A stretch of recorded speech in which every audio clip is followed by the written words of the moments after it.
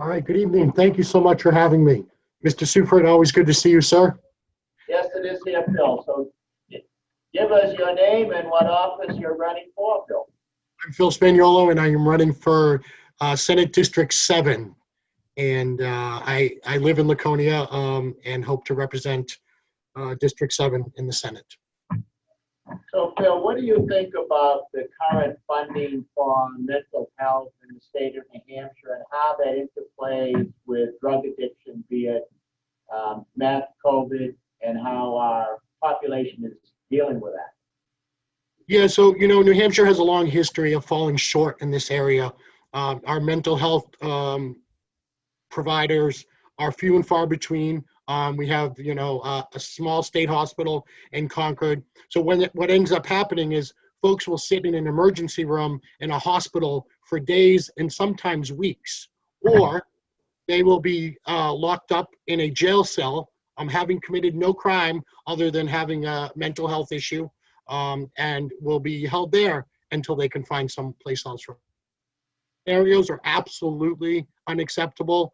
And when you cross that with, the addiction issue, where we also fall short with, we are somewhere between 48th and 49th for the availability of treatment beds for drug addiction and alcoholism.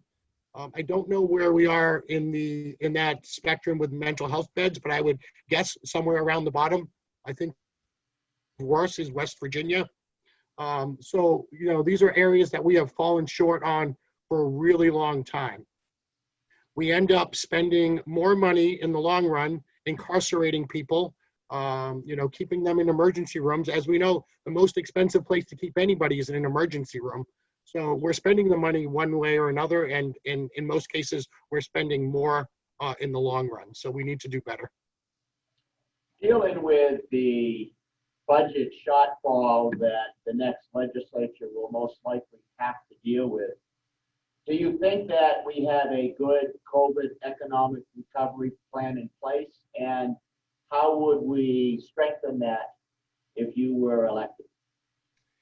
So the relief plan that's in place scares me. I've seen some things already, that small business owners are being left behind, while places like Sunglasses Hut and other large corporations who don't, that aren't owned by New Hampshire residents are being given millions of dollars, in COVID relief. So when I see things like that, I'm not real optimistic that we're doing what's right for our constituents. I know a couple of innkeepers, who are small business owners who have worked really hard and have gotten $0.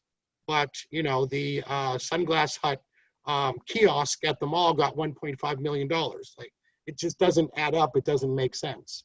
How do we make up for the shortfall? Well, look, there are lots of things happening in Concord that we need to take a look at.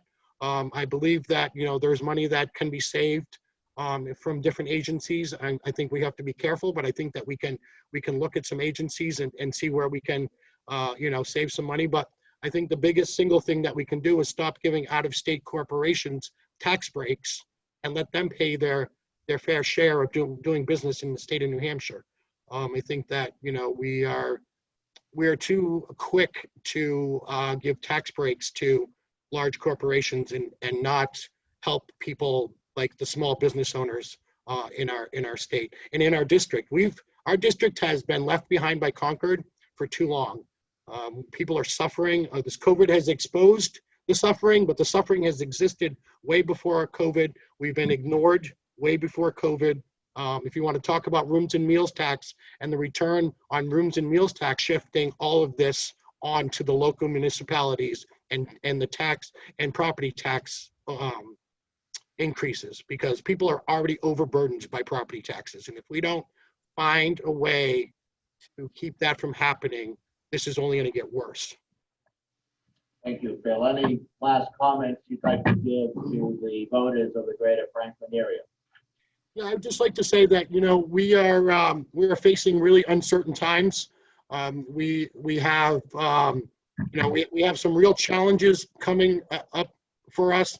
I think that you know, I come from a unique perspective. I'm a person in long-term recovery from drugs and alcohol. So when it comes to the opioid crisis, there's nobody that knows it better inside and out than I do. I've worked, you know, with people within the mental health field that, you know, directly correlates with the substance use field that I work in. And I grew up watching my mom and dad work really, really hard to provide for us. And I'm tired of seeing that the working class guy or family being left behind. And, you know, my opponent, who, although a very nice guy, and he's got better jokes than I do, and he'd be a better guy to sit down and have a beer with, mostly because I don't drink. But the other part of it is that, you know, he's had his chance.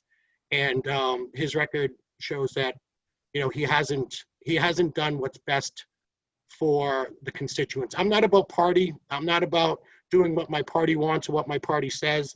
I'm about doing what's best for my constituents and to ending the suffering of my constituents. And you know, I think that it's time that we get a change in that seat. So thank you. Bill, it's good to see you again. Thank you very much.